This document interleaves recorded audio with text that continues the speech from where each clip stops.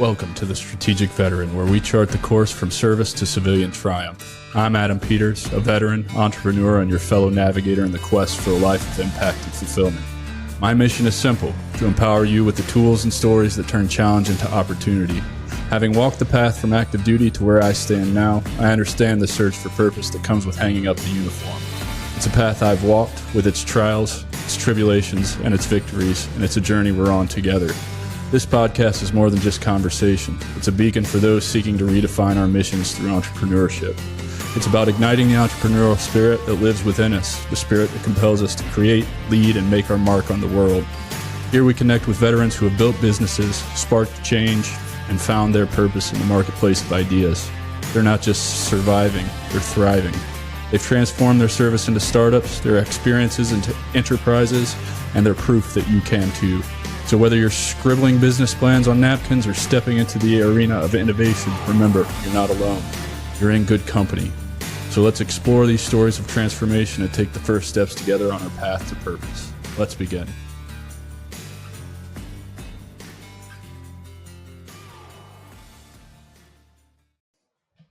No countdown. Cool. Hello, everyone, and welcome back to The Strategic Veteran. I'm your host, Adam Peters, and today we have an exceptional guest whose leadership and dedication have made a significant impact both in the military and the civilian world.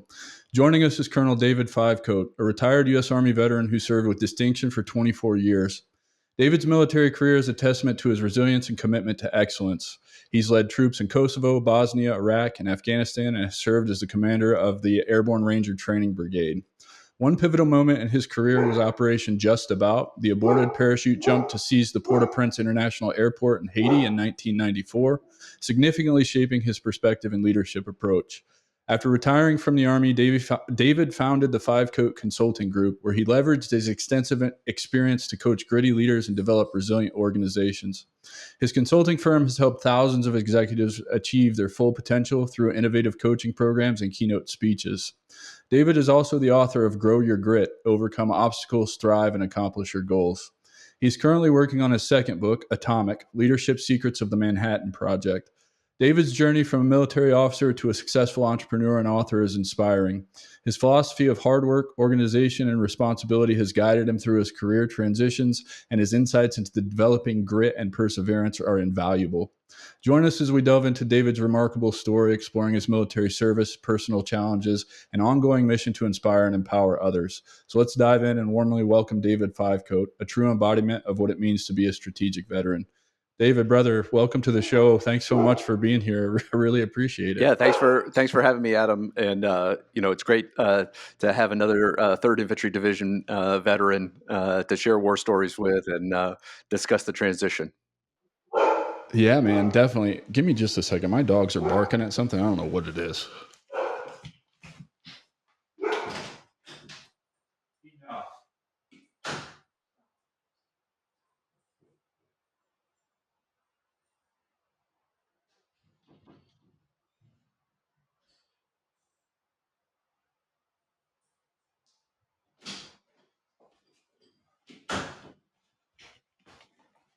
Oh, the UPS man just dropped off a big piece of fitness equipment, so they're not happy about that.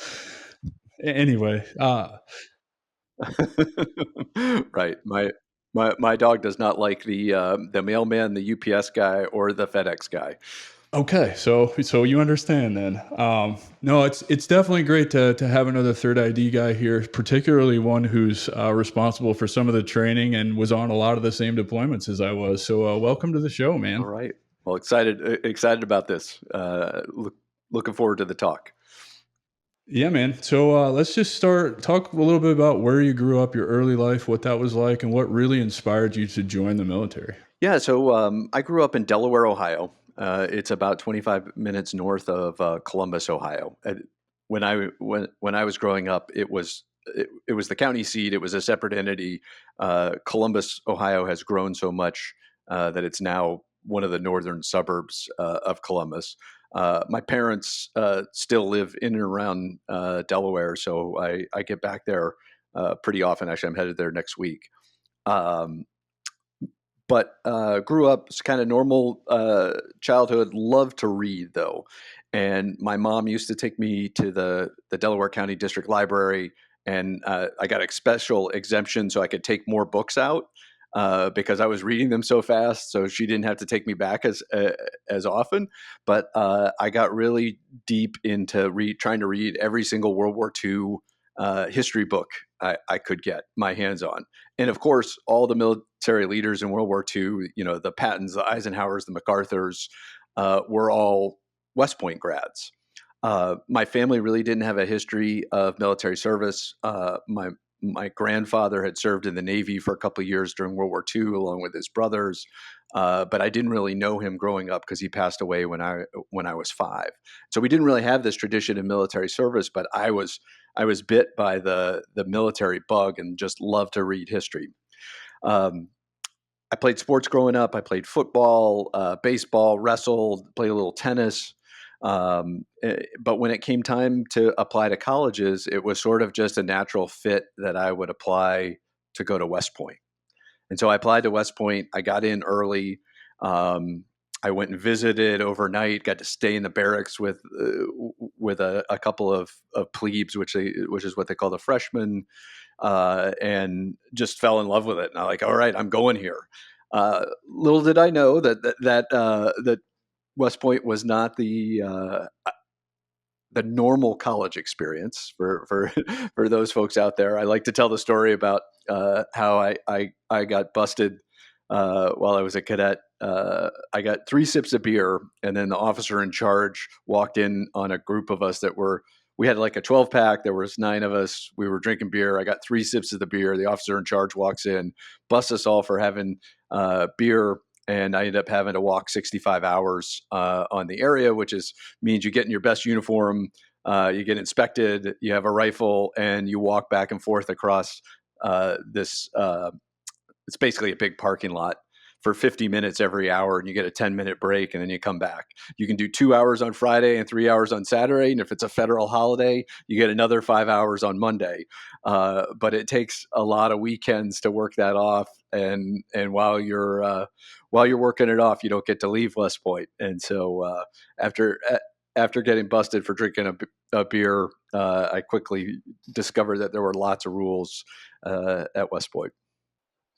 So you had no eyes. So our first guest on the show was Rich Mulder. He was also a West Point graduate. And next week's episode that releases, Scotty Schneider was also a West Point graduate. And I love asking them this question that I'm about to ask you, because I always looked at the service academies as 4 years of military before the military. Did you have any clue that's what you were getting yourself into? I knew that, it's the devil's bargain, right? You're going to get free college, but you pay for it with 5 years of your life. And I knew that the running joke in my family was that there was going to be less rules at West Point than my mother had put on me and my brother. But you don't really understand that until you get into it. And without the military background, I didn't know what I was getting into. And I had some, definitely freshman year, when you don't get to leave West Point a whole lot. You're stuck there. I definitely had some second thoughts about, hey, should I stay and do this? Is this really what I want to do? And one thing, at least that struck me, was that West Point, you're not transferring. It's not like, you're at a normal college and you decide you don't like Clemson and you'd really rather go to Alabama or Ohio State or something like that. It's considered quitting. And so that, of course, was one of those huge factors that, hey, I wanted to persevere. My dad was this hardworking guy that was always, strong work ethic, and, you don't quit anything. And so that was a struggle, internally, once you start to figure out that, hey, there's a lot of rules here. And, it's not the fun college experience that you see in the movies. For sure. So when you get to West Point, like, did you get to choose your kind of your degree path and your branch, or like how does that work, and how did that end up for you, and what did you end up with a degree in? I'm going to take a stab in the dark and say it has something to do with military history, just because you growing up reading every World War II book. Yeah, I was kind of the same way. I remember doing my senior history research paper on the Battle of Stalingrad. So I also was fascinated by that stuff and didn't really come from a military family either. Had my grandfather served in World War II, but like you, I lost him when I was pretty young, I think 6 or 7. And then my uncle was a Vietnam vet, but he never really talked about it ever. And kind of, we don't even talk to this day, because when I made the decision to join the Army, he told me I was making the dumbest decision I had ever made in my life. So there's some drama there, but I am curious, like, what was your degree in, and how did you end up infantry branch? Yeah, you have a good intuition there. So I got it. I got to West Point, and one of the things I got put into I had enough history credits. I had a college history credit along with a couple AP classes. And so I got to do what they call validate out of the freshman history class. And there was a special group of us, about 50 freshmen, that all got put into history of the military art, which is the military history class that everybody has to take at West Point at that point in time. And it had this phenomenal instructor, Dave Lamb. He was an infantry officer, had participated in the invasion of Grenada in '83, and told these wonderful stories about the 82nd Airborne Division and infantry and Ranger School, and of course military history. And so at that point, as a young impressionable freshman, it all fell in place, because I didn't know what I wanted to do once I got out in the Army. I thought maybe I wanted to be armor, maybe be infantry, who knows, maybe fly helicopters. I didn't know. And then I had this amazing instructor, and all of a sudden it's like, okay, I am going to major in history. I'm going to go infantry, and I want to go to the 82nd Airborne Division. And it all sort of fell in place after I got that one instructor, and I had a couple more along the way. Another one, Guy LaFaro, who was also infantry ranger, 82nd Airborne Division, and so he came along later in my time at West Point, but had these two amazing instructors that sort of shaped the path that I was going to eventually take. For both at that point in time at West Point, and it's a little different today, but at that point in time at West Point, what you branched and where you got to be assigned was all based on your class rank. And so your class rank was based on a combination. It was like 60% academic, 20% military, and 20% physical. So like what you got on the APFT impacted where your future assignment was. And so it was, and every year they would re-rank order everybody from number 1 to my class had 1,000 people that graduated in it, but to number 1,000. And the number 1 guy gets to pick anything that he or she wants. And ironically, one of my roommates, Mark Waymeyer, was our number 1 guy. And so he got to pick, and he picked aviation and Fort Bragg because they were all open to him. By the time, but I had sort of wargamed as a sophomore, sort of what my class rank had to be in order to make infantry. Infantry was pretty easy. You could be down to about 990 and you could make infantry. The Fort Bragg was a little bit more difficult, and I had done the math, and I figured I needed to be about 150th in the class to get Fort Bragg. And so that became my goal for the rest of the time at school, was to get to that point where I could, go infantry and go to Fort Bragg. Get what you want. Yep, right. Yep. Yeah. And so I ended up graduating about 125th in the class, which got me Fort Bragg, got me everything that I wanted, and got to go and do great things at Fort Benning and then Fort Bragg. Awesome, brother. That's it's interesting. So much of what I experienced in the Army was based on PT score too, right? So I'm not surprised to hear that was a big chunk of your OML at West Point. And why would I expect it to be any different?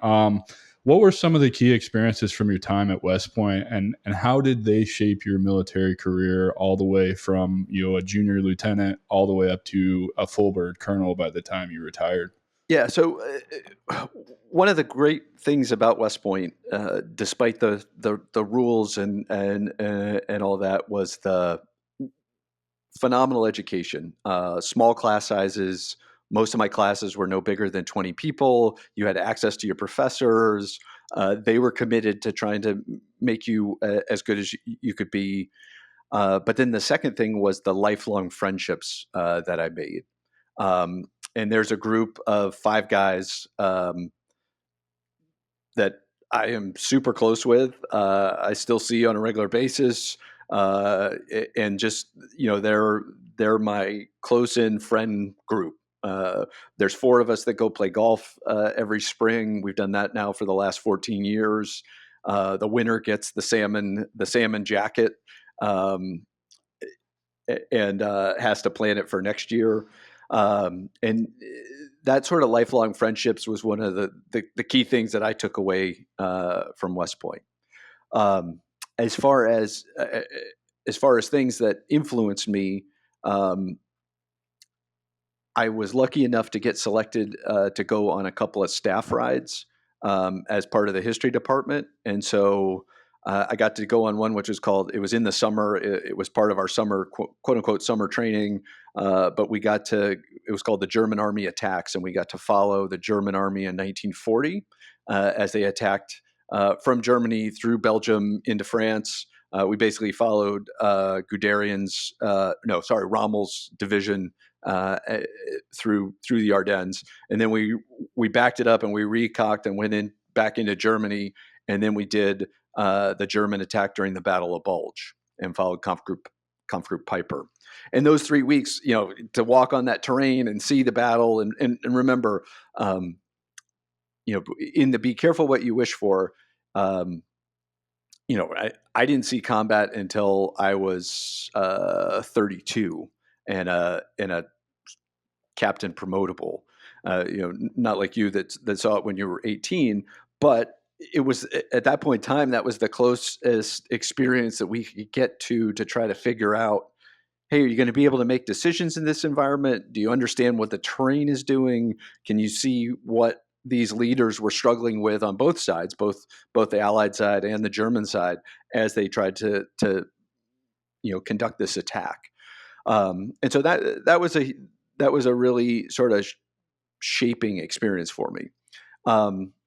I also got to go to airborne school as a cadet and graduated from that. But the Army sent me to air assault school as well, and I actually failed at air assault school. I could not do the sling load inspection. I missed. You had to. I can't even remember what the standards are, but they had put some gigs in it, and you could miss up to 2 or 3 or whatever, and you got it out. I got an opportunity to retest, and that whole, look at what you're touching, and stay focused in the present at what you're looking at, and figure out if it's right or wrong. I just couldn't get it, and that was one of those things that it was like, man, you meet failure, and you got to figure out how to deal with that. And that was one of the things that I liked about the Army is, I was not always successful, but it developed some resiliency and developed that idea of, hey, even if I get kicked in the face, I'm going to get right back up and go at it. I eventually graduated Air Assault School in 2003 at the Sabolowski Air Assault School at Fort Campbell. And so I redeemed myself almost a decade later, but it was one of those things that you feel like it's the end of the world when you aren't successful. Particularly because as an infantry guy and an enlisted guy, I've not met anybody that has failed air assault school. So first of all, thank you for sharing that with us, because most people wouldn't want to talk about that, be embarrassed by it, or that element of vulnerability. So I appreciate that you were willing to share that with us. But also it serves as a lesson, right? Like you met failure and you didn't let failure, stop you from achieving that thing. You eventually did it.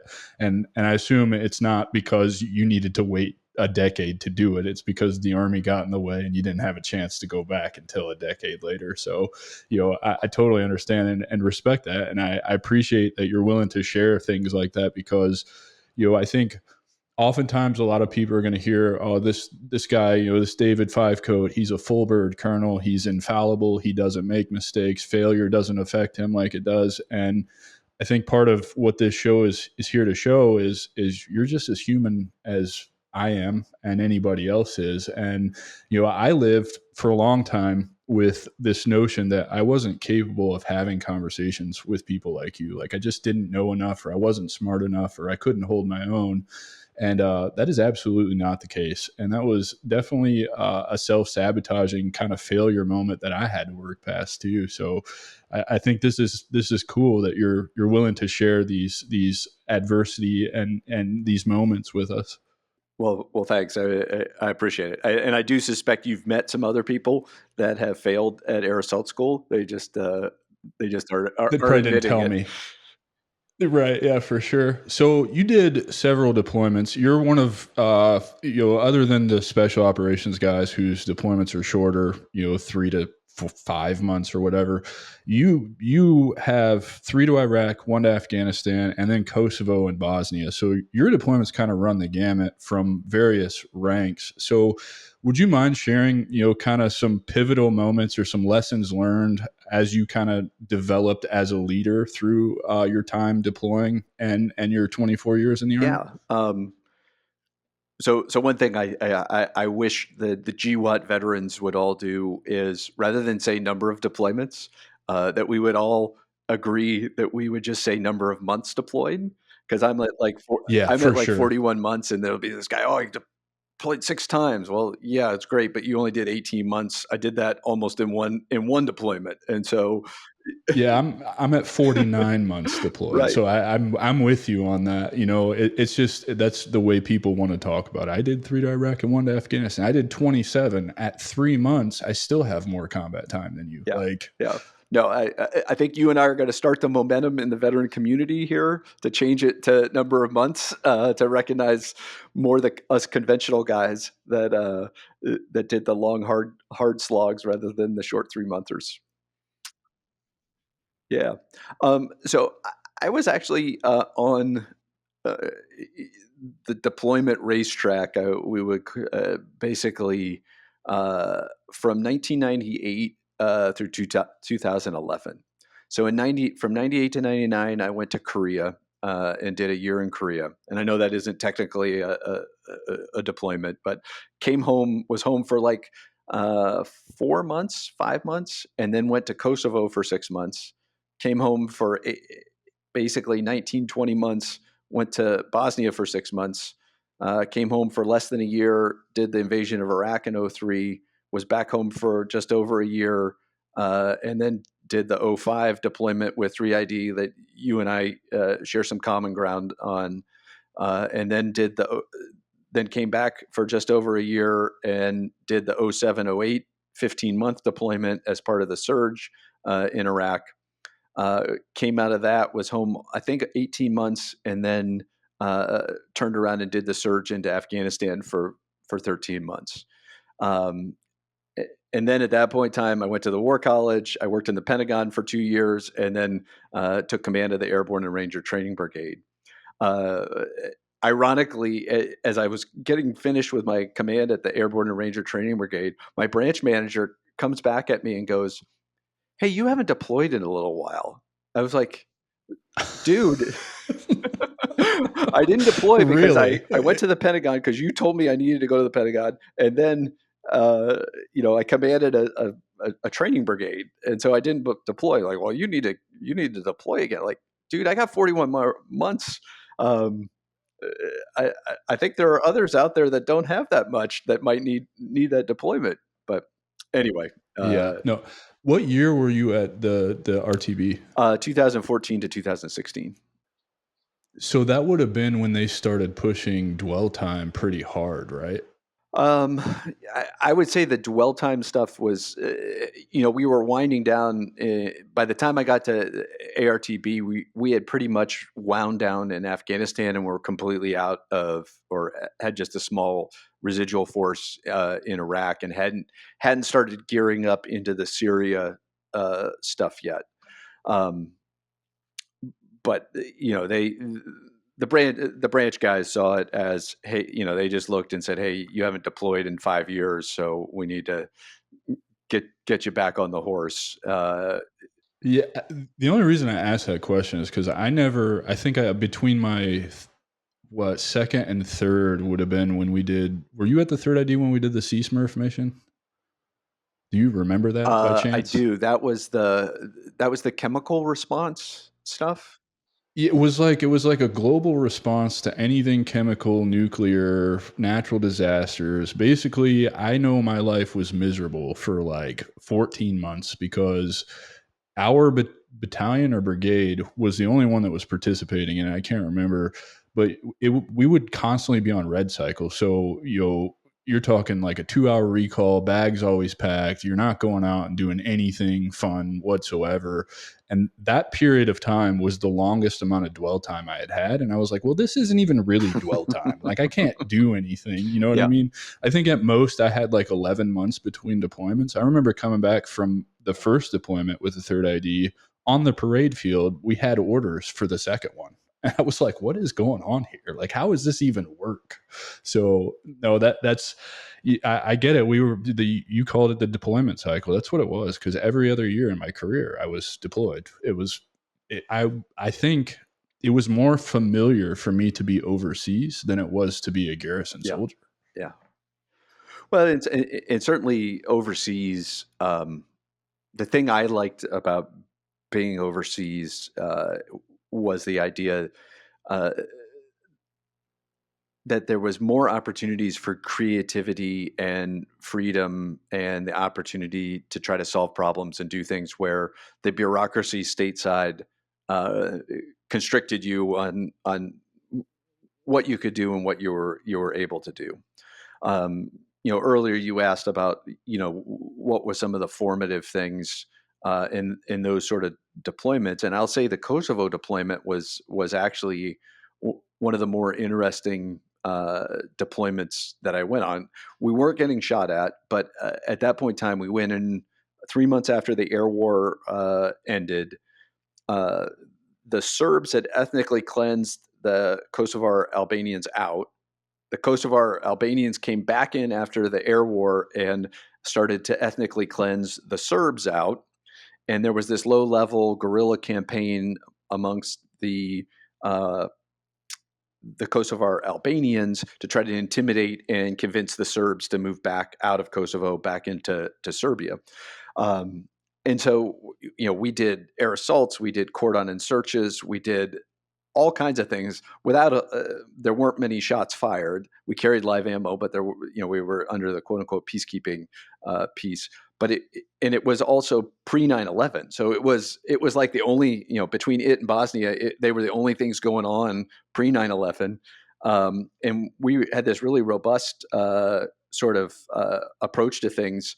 The battalion commander was a great guy to work for, Mike Ellerby, who had fought in Somalia for the 10th Mountain Division. Um, had aggressive approach, and I got to do a lot of things. And I was the assistant S3 for the battalion, so I was writing the plans, I was managing the talk, and then once a week, my boss would let me go out on one mission, and so I got to get out, do some stuff, and then also learn how to run a battalion in combat, or it wasn't combat, sorry, peacekeeping. And so that really shaped, sort of the realm of possible, um, and what could be done. Um, I don't know, that was a really, formative part for me. Another one that you had mentioned in kind of when you booked to record with us was Operation Just About in Haiti in 1994. And you said that it really did influence your approach to leadership. So would you mind elaborating on what the operation was supposed to be about and why that really shaped your approach to Yeah. leadership? So if you remember, in 1989, the United States invaded Panama, and the operation was called Operation Just Cause. And then in 1994, the United States, at that point in time, the ruler of Haiti was causing a lot of people to get on boats and try to migrate to the U.S.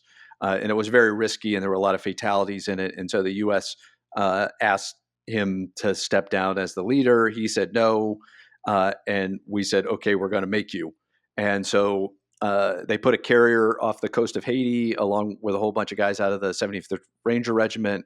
They put the 10th Mountain Division on some ships, and then the 82nd Airborne Division. Actually, we went through the whole planning cycle, and we rigged up with live ammunition and got on planes. And I took off in a C-130 with my platoon. It's every platoon leader's dream. I show up in the 82nd in May. We train hard all summer. I have this great platoon, and in September we get locked down, and we say, okay, we're gonna invade Haiti. And oh, by the way, I had this battalion commander by the name of Stan McChrystal that you might have heard of. That was also a I've heard of them. phenomenal, Yeah. phenomenal guy to work for. And so, it's all coming together. I got the platoon. West Point plays up this whole, thing, about how, platoon leaders your best time of your life. And, you're like, I'm going to take my platoon and I'm going to jump into combat, and I'm going to, have this experience in Haiti, like these guys have talked about in Panama. And we flew halfway down, and a negotiating team with former President Carter and Colin Powell went to Haiti while we were in the air. And CNN actually was at the end of the runway filming the C-130s taking off, and they're evidently playing in the room where they're having this negotiation. And we get down to the tip of Florida, and they actually turn us around because Cedras, the dictator in Haiti, capitulates and says, okay, I'll leave for a $10 million package and the opportunity to go live wherever I want to in the world. And we say, okay, that's great. And so we turned around and went back to Fort Bragg, landed at Fort Bragg, we kept all our ammo for 24 hours because there was a possibility that we were going to go back in the next day. And we ended up not going back in, had to turn in all the ammo and then go back to the barracks and go home. And so the lieutenants hosted this party after we got released, and there was a big sheet out front that had a set of Master Blaster airborne wings and then a little dashed gold star for where the mustard stain for the combat jump was going to be. And we joked that the operation was called Just About because we just about got to combat. Oh man.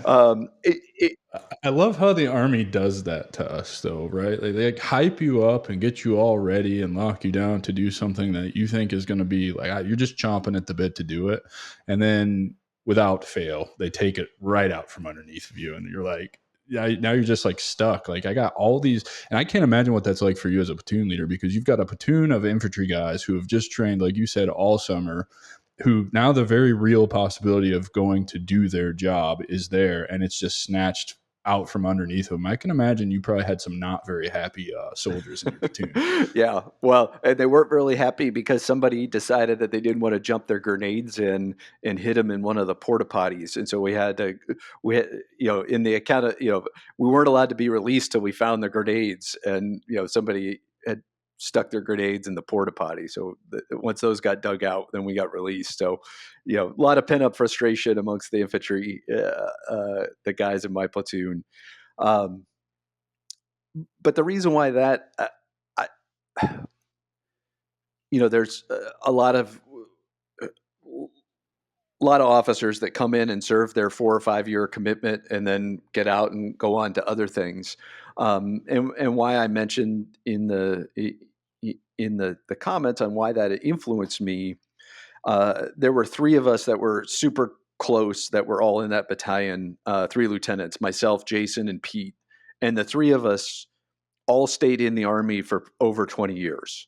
And at some point in time, about year 15, we got together and we had this, of course, there was lots of alcohol involved. And we were discussing and we said, yeah, we all sort of agreed that we probably wouldn't have stayed in if we had gone, we had jumped into Haiti because we had gone and done, you sort of fulfilled everything that you wanted. There didn't look like, if 1998, there didn't look like there was a war on the horizon. We didn't know about 9/11. And it was like, okay, we sort of accomplished everything that we were going to, and our life arc would have taken a different direction at that point in time. And so speaking to that, when did you decide to make the Army a career, or did you always know it was going to be a career? I did not. And frankly, my entire time in the Army, I kept saying, hey, I'm going to stay until it stops being fun. And sort of, I did the first 5 years and had that Haiti experience. I'm like, okay, I'm going to stick it around and do company command. And I did company command, and right at the tail end of my company command, 9/11 happened. And so then there's like, well, we had just, at that point in time, we just invaded Afghanistan. I'm like, all right, I'll stick around for a little while longer. I went to Bosnia right after company command for 6 months and did some great work there, going after terrorists and folks that are called PIFWICs. And then had an opportunity to join the 101st and did the invasion with the 101st. At that point in time, in 2000 and late 2003, I'd been in the Army a decade, and then you start weighing, hey, do I stay in and go for the pension or not? And I was like, well, I really enjoyed the time with the 101st. I'm like, okay, I'll stay. And then that sent me to the 3rd Infantry Division. And you don't, as you make those decisions, you can't see forward. And would I have stayed in after the invasion of Iraq if I had known I was going to do another 3 combat deployments? I don't know. That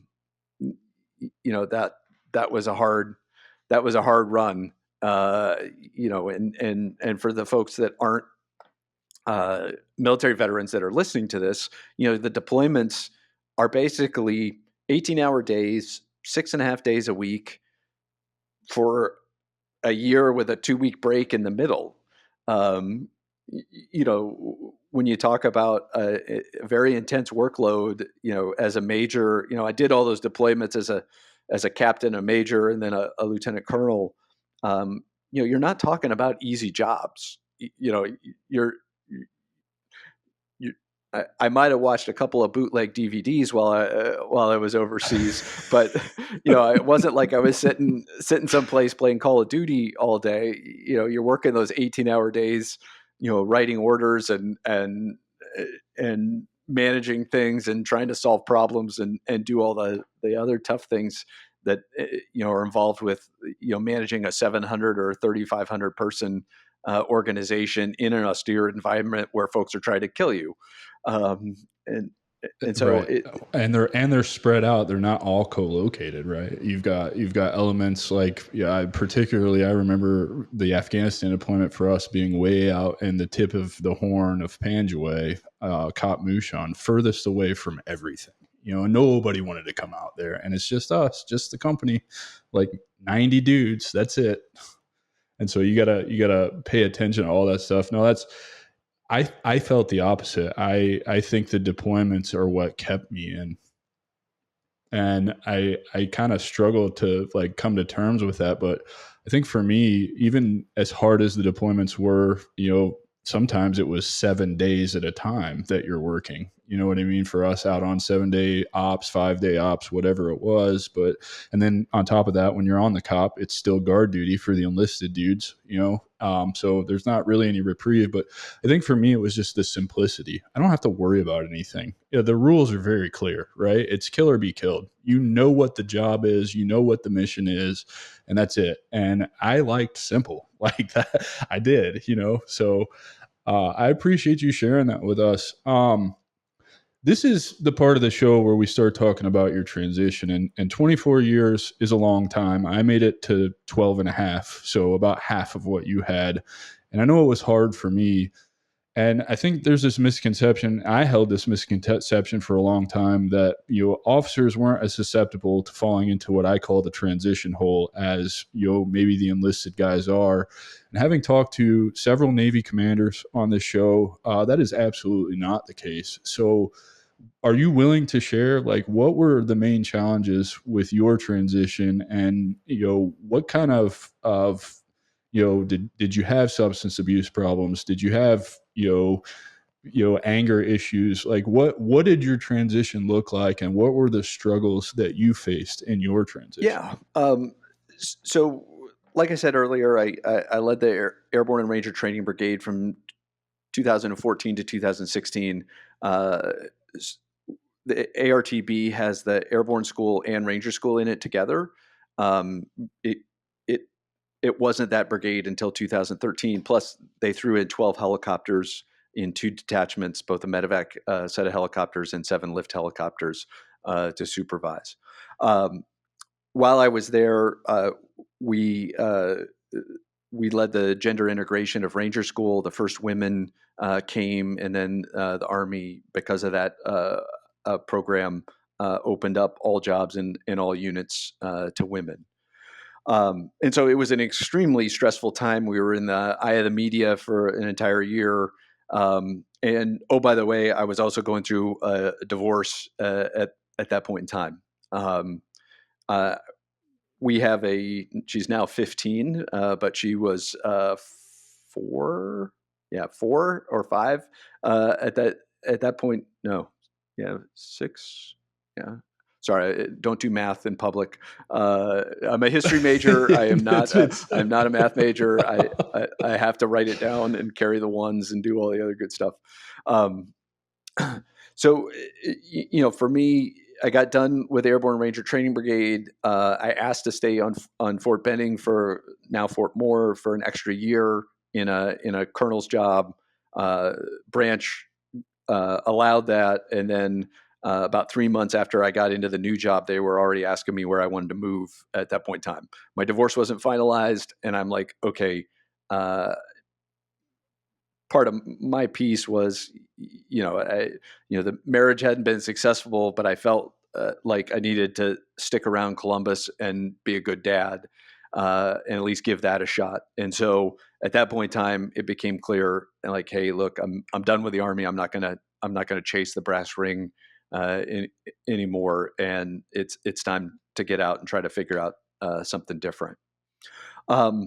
Well, is a lot of that because at that level, at the full bird level, so the next stop is a star, right? And I assume it's very political at that level, right? And so that means you're probably going to be devoting a lot more of your time. And I know you're already devoting a ton of your time to the Army. I just feel like, once you start getting up to like the 1-star level, even the full bird level, you guys' time is basically at home non-existent. It's all Army all the time, right? Right. Yeah, and even as a colonel, you're doing a lot of doing a lot of work. Um, at that point in time, the path to have been successful would have been to not stay on Fort Benning after I came out of command, immediately go to Iraq or Afghanistan for a year, and then come back and try to find another job at that point in time. Um, for my daughter and wanting to be a dad, I felt like, hey, look, I've been on this. I felt like I had done my part. I had done my 41 months in combat, uh, and so at that point in time, it was clear that I needed to move on. Um, and so, there are, and so the job that I held for my last year had enough flexibility that I could work on preparing to get out, going through the process, the VA process, the finding a job process. Skill Bridge was not a big thing at that point in time, and so I didn't have that opportunity. applied for a couple different options. There's a regional bank here in town, Synovus. They wanted to have me come into their leadership and development portion of the business. But one of the things that took them, they didn't have a job position for me. And it took them, I did like 6 interviews with them, and it took them 8 or 9 months to actually create the position. By the time they actually created the position and called me back, I had already accepted a job someplace else. It was nice that they did that, and I really appreciate it. But I just tell that story because I think it's worthwhile for the veterans that are starting to transition, that sometimes the corporate world doesn't move on your schedule. And so those jobs that might be the ideal job, you may have to have a little bit of patience. The Skill Bridge program, of course, helps bridge that gap and put you in a company that maybe offers you a job and you can move seamlessly in and out of it. But it's one of those things to think about. Yeah, for sure. So did you have any issues with losing your sense of purpose and identity when you got out? Did you struggle to really figure out who you were as a person, not Colonel Fivecoat, but David, right? Like, because that seems to be, I know for me, I didn't have a clue who I was. I was Staff Sergeant Peters, who the Army had broken down at 17, 18 years old and built back up to be the machine that they wanted me to be for the 12 and a half years that I was in. So can you speak to struggles that you had like that? Yeah. I will say that, looking back on it, folks that are preparing to transition should give themselves 2 to 3 years to actually make that transition. Um, it, I thought I made a quick transition, but as I look back on it now, I've been out 7 years. Yeah, now.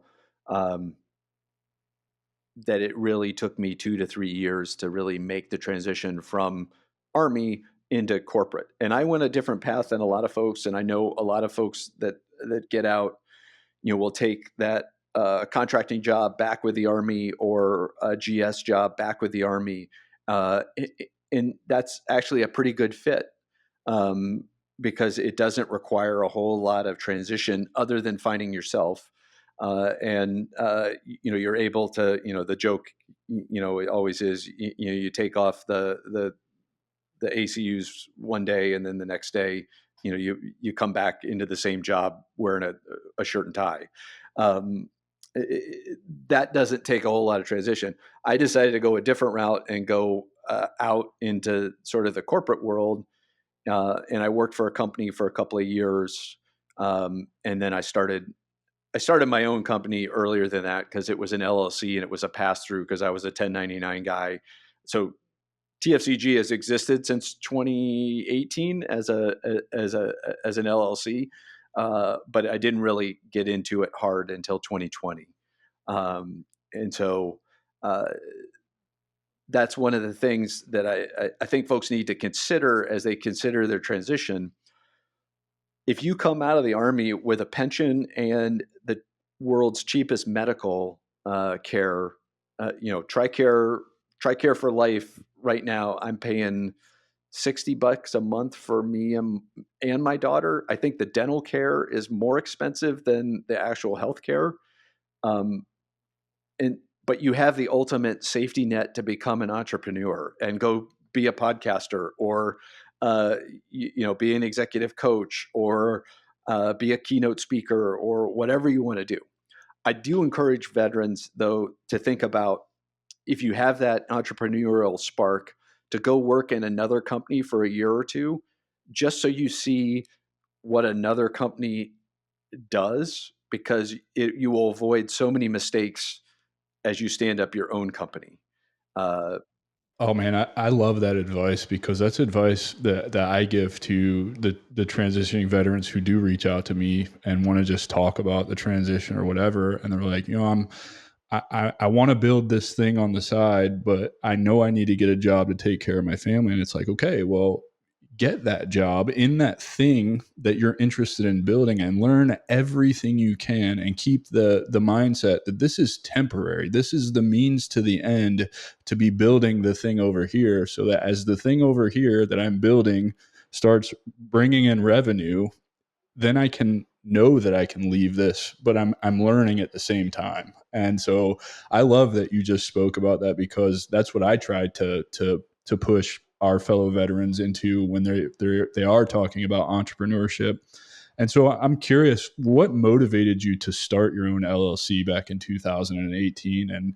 And have you always had an entrepreneurial spirit, or was that something that you kind of discovered over the course of your career and life experience, or what was that? Yeah. Can we hold that question for 1 second? And I want to hit on one other Absolutely. thing. You asked about finding the transition from Colonel Fivecoat to David. And one of the things that I encourage all your veterans out there that are thinking about transitioning, at least for me, one of the things that helped me find a bedrock or a foundation was athletics or sports or physical fitness. And for me, you know, one of the things I loved about the Army was I would always joke that, hey, we're professional athletes because we're actually getting paid to work out. And I doubled down on that in the transition period. I got into racing, half Ironman triathlons, cycling. And so that to me was one of those things that helped me establish a newer identity. It's not like, you don't get rid of everything and start new, but find whether it doesn't matter whether it's pickleball or CrossFit or triathlons or cycling or whatever. Find something that you can do every day that's going to keep you healthy long term, that you enjoy, because realize there were probably lots of things about Army PT that you hated, or Navy PT, or Air Force PT. Well, figure out the one thing you like and do that every day. And, you know, it'll keep you healthy long term. It'll help you, clear your mind. It'll help you forge a new identity. There's just so many positives out of it but I think a lot of veterans are tired of the mandatory PT. And so they go, I think, you were a perfect example. You got out and you ate a lot and didn't work out. I got out and I quit working out. And because I quit working out, and the number of deployments, with the nature of what, infantrymen do, my body started to break down. The pain started to creep in. The joints started to get stiff. And then I'd start making excuses. And then before you know it, I weigh 311 pounds. I'm sitting on the couch eating like shit. And like you're alluding to, I walk 4 miles as soon as I get out of bed every morning. I do lots of pull-ups and push-ups throughout the day. I'm part of this veterans nonprofit 6-month QRF Fit program, stood up by Christopher Phillips with Rich Mulder as the board of directors. And I feel amazing, and it's so much better because I'm doing it for me. I'm not doing it for the Army. I'm not doing it in an organized fashion. I'm doing it whenever I want, and I love that you spoke to that, because it is so important. Like, I think, like you said, I was fed up with the Army PT. I got to be a PT at 6 o'clock. I've never been a runner. I hated it. I was built to carry a ruck and walk far, right? And so running for me was primarily what we do in the infantry. Monday mornings, you can guarantee, was an 8-mile run or whatever. And I hated it, especially in formation, And so I did. I just quit doing everything. And having lost 95 pounds now, and I actually look forward to my workouts, and they boost my mental health, and obviously my physical health, and just, it gives me time to work out the stuff in my head that needs to be worked out, so that I can be mindful and more productive. So I'm glad that you touched on Yeah, that. yeah. No, like you, I roll out of bed, I get a cup of coffee, and then me and the dog head out the door we always get 2 miles in every morning. But That's kind of standard. It's a great Yeah. way to start your day, right? I mean, it's just, I get up at 6, so the sun is coming up over the course of the hour that it takes me to walk those 4 miles, and I got my 2 dogs, and it's quiet and not a lot of traffic out, and I don't know, it definitely does something for me for sure. Well, I'm sure you're the same way.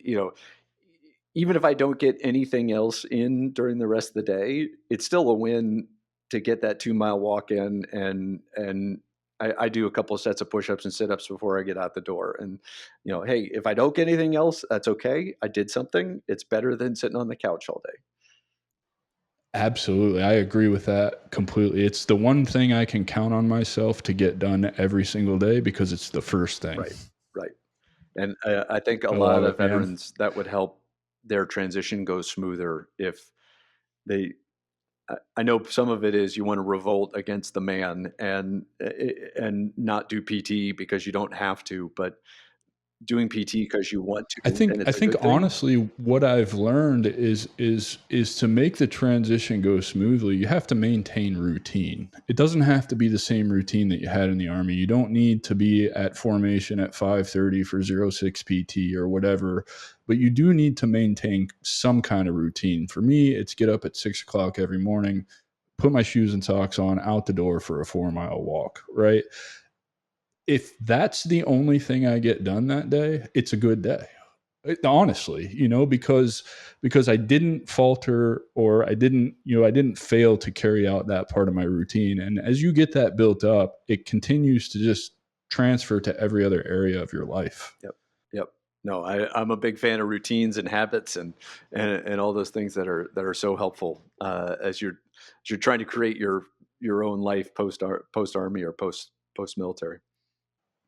Yeah, because you get to be the one giving yourself orders now, right? The army's not telling you you have to be at formation at this time. It's solely up to you. So yeah, I love it.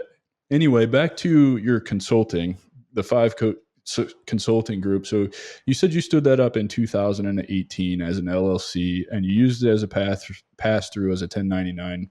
I did the same thing with my LLC. I ran my insurance agency, failed insurance agency through that. And so what turned you on to entrepreneurship? Where did that come from? Yeah, so when I got out of the army, I wasn't sure what I wanted to do. Um, Back in high school, as we sort of, I thought maybe I wanted to be a lawyer, um, but as I looked around, there weren't any law schools within 100 miles of Columbus that would have made it easy to go to law school for 3 years. Um, and so, all right, so I threw that out, and then I was like, okay, I'll try the big company route, and applied to some of those. And I told you about Synovus, the regional bank, that it ended up taking too long to create the position. But I ended up starting to do 1099 work for this other veteran-owned company that took uh, corporate groups to battlefields. I got to combine leadership training and history all in one. It was a phenomenal package, and I loved doing the work. Um, but fast forward to 2020, I got crosswise with the CEO, and I got let go of that company. And so at that point in time, it's the beginning of COVID. Doesn't look like anything's going on for for a while. And I was like, all right, I was sort of like, F it, I'll just start my own company. And so I would not recommend starting your own company in March of 2020. Not a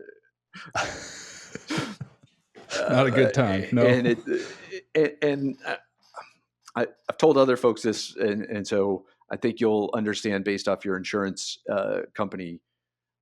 In some ways, I did not I did not fully understand the amount of risk that entrepreneurs and small business owners undertake. If you do not have clients coming in the front door, you are not gonna you are not gonna make money.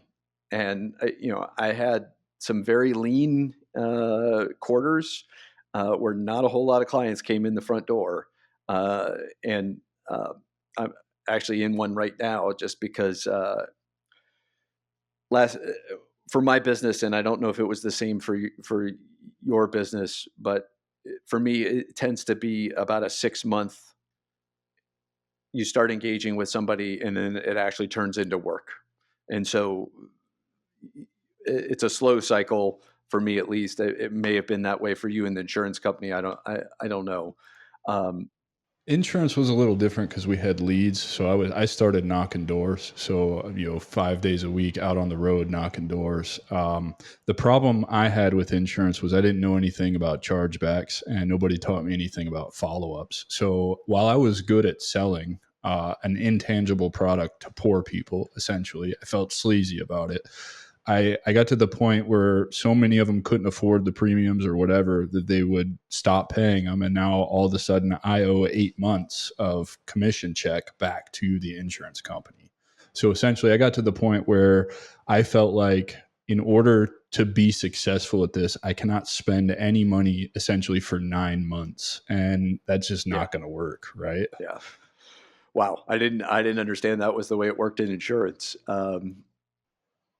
There's various different ways that it works, but that's the first company I got hooked up with as a 1099 guy. And again, I didn't know what I didn't know about it. And so when you said, I didn't understand the amount of risk that entrepreneurs take. Like it is incredible how risky it actually is, particularly with not having any knowledge, right? Just jumping into it. So yeah, that definitely hit with me and Yeah, resonated. yeah.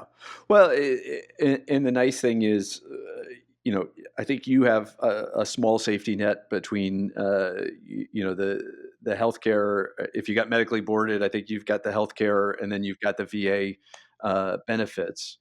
And so you have a small safety net. I have a small safety net with the pension and the VA benefits and the healthcare.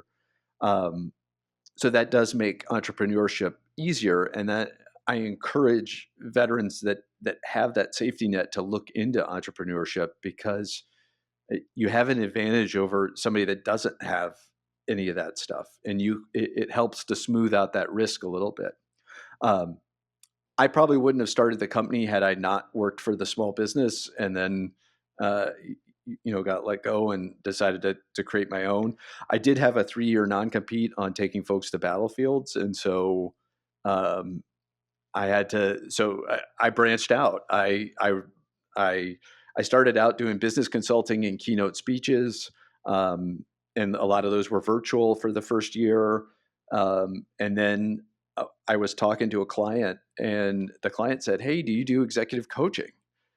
And I was like, "Heck yes, I do executive coaching. What do you mean? I've been coaching, lieutenants and captains and majors, for 20 years."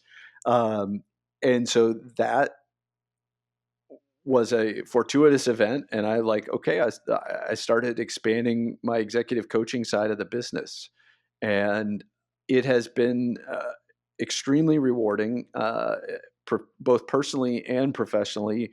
I feel like I'm able to help people, um, and it's enjoyable work, and you can do it from anywhere. And so I encourage veterans that maybe can't figure out what they want to do when after they transition, to at least look at coaching. And there's lots of opportunities in the military. The Army right now, there's a coaching program in the Army that will pay for your coaching certificate. You can pay for it yourself. There's lots of options out there for coaches. And then to find, in the, if you have a coaching certificate, you can always find a company that needs coaches, and you become a 1099 for that company for a couple of years, and you see how they do it and see the insides of their business and what you like and what you don't like. And then you can stand up your own, and you can even do that on the side with a normal 9 to 5, job of some other type. And so I, I think, But David, what if I don't feel like I'm good enough to be a coach? well, imposter syndrome is real. I I sometimes feel like it too. That, hey, how can I possibly help? This executive that's running a $2 billion line of business. Uh, but the thing that you're valuable at is you bring a slightly different perspective from your military background that the corporate execs don't have. And you might look at the problem slightly different. And I tend to do 6-month engagements with these corporate executives. And frankly, if you give them 2, 3, or 4 tools that they can add to their leadership toolkit over that 6-month engagement, it's a win. They are not getting that sort of. The other interesting thing, having watched corporate America now for 7 years, corporate America does not have the dedication to the training and education that the Army does. Yeah, I agree with that. Just my limited experience in corporate America, the training is awful. I think that was my biggest issue with the insurance industry as a whole is they're just so desperate to make money with salespeople that they don't train them. They don't care.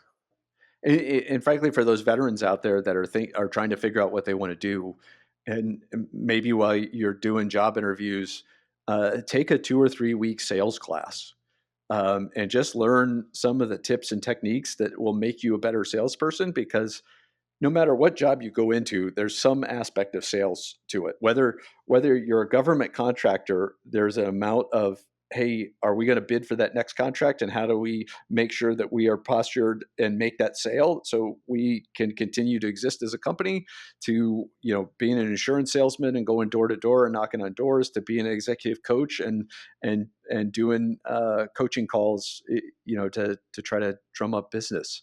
Oh, I absolutely agree with that because one of the best pieces of wisdom I got from the insurance industry was, I had the agent over me when I worked at Allstate. She had told me, she's like, you need to just look at everything like this. You're either buying or selling something in this world, period, end of story. There's no other way about it. So I agree, taking a sales course, part of being an entrepreneur is selling yourself. Like you said, if you're a government contractor, you need to sell why you're the best company in this bid to do this, execute on this contract. In corporate America, why are you the best fit for this role at this company? You have to sell. Yeah. No, I think it's definitely something that maybe you don't have as a military person that you can add to your skill set as you get ready to get out.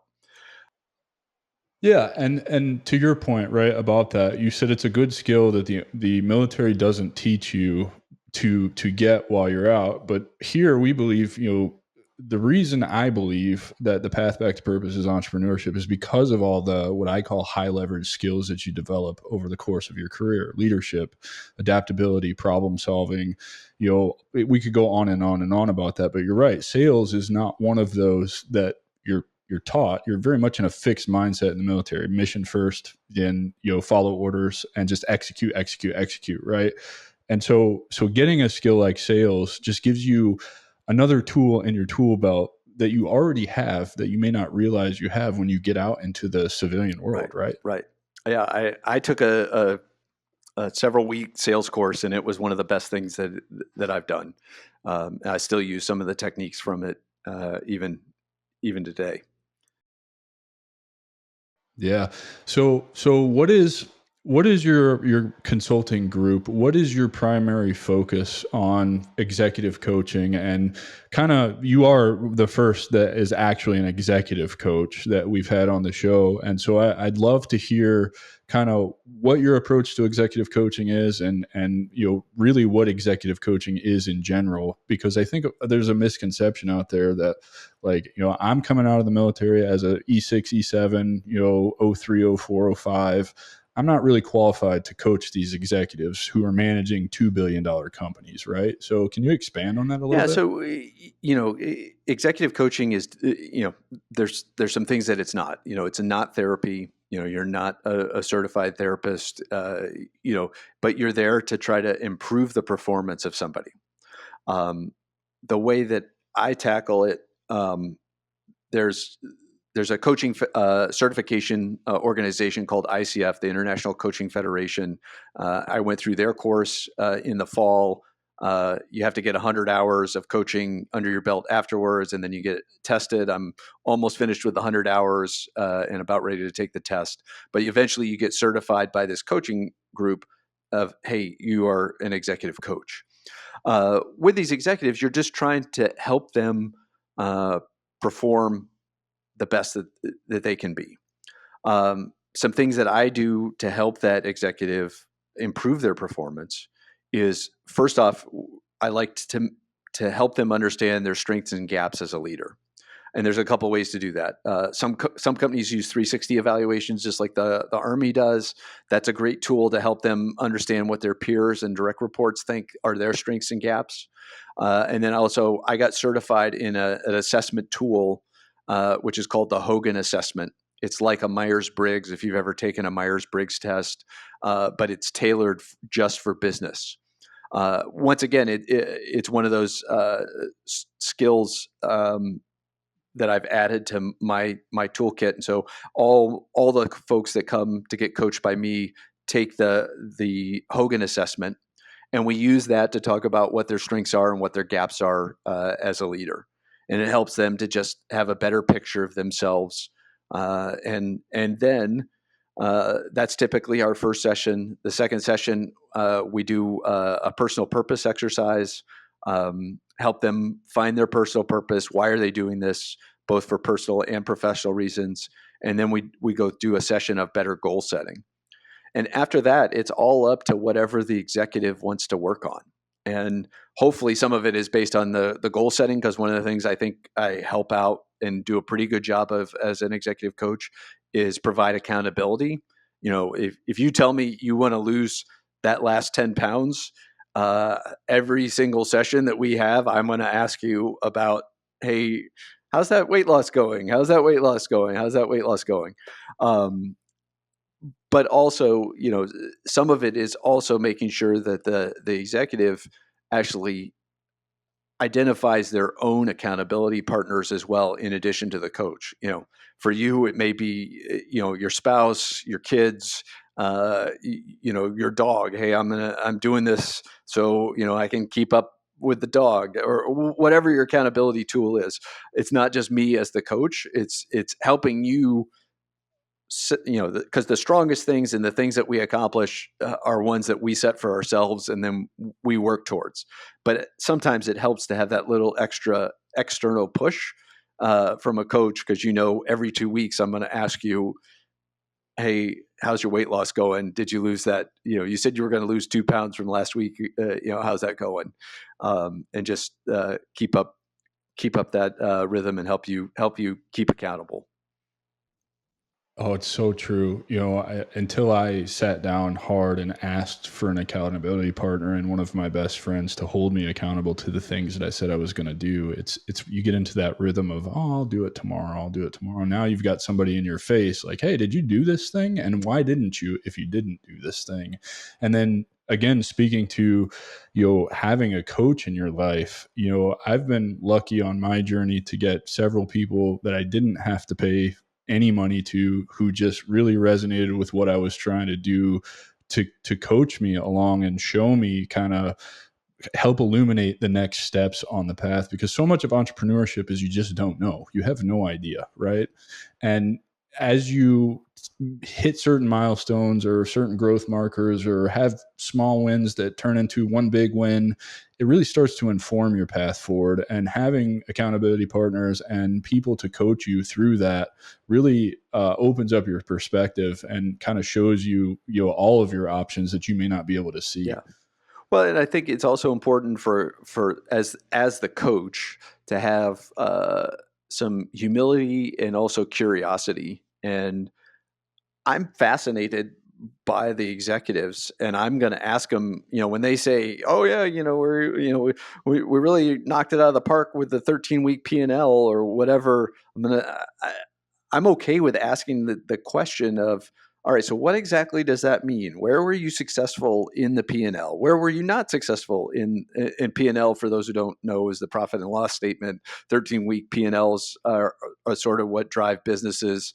And so asking those questions and having the curiosity and humility to ask those questions is extremely helpful, because sometimes the executive will realize, oh, just like, if I had had a coach when I was in the Army, sometimes I will realize that, maybe what I think is sound and a good idea, as I try to explain it to an outsider that doesn't really understand it that well, maybe doesn't make as much sense as I thought it did when I was selling it to myself. And so, Well, what you're talking about sounds like a carryover from the Army and just doing an AAR on everything that you do, right? 3 improves, 3 sustains, asking those hard questions of yourself so that you're not, being unconsciously biased about the results of whatever your 13-week P&L was. So, again, another skill that the Army has taught you that is extremely valuable in business, I yeah, would say.